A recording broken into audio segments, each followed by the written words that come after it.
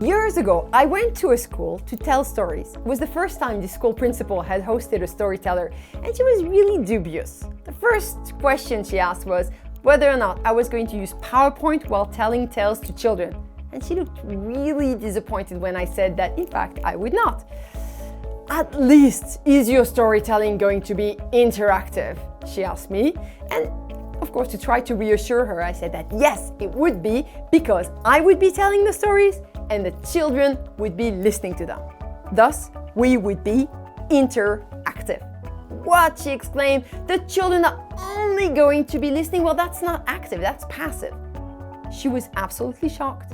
And most people who hear this story tend to agree with her, because we have so forgotten what really listening is that we assume that it's something really passive, while in fact nothing is further from the truth.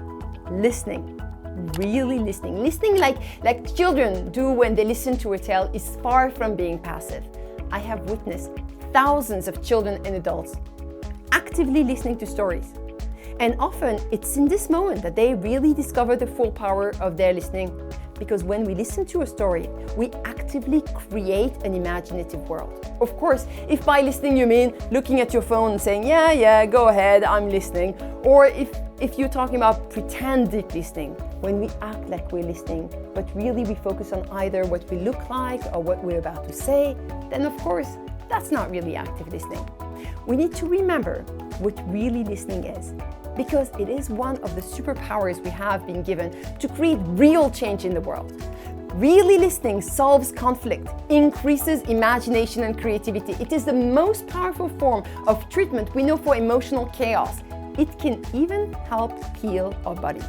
Research has shown that how many minutes a doctor spends listening to her or his patients before writing a prescription is actually changing the effect the medicine has on the patient. So why not strengthen this magical muscle?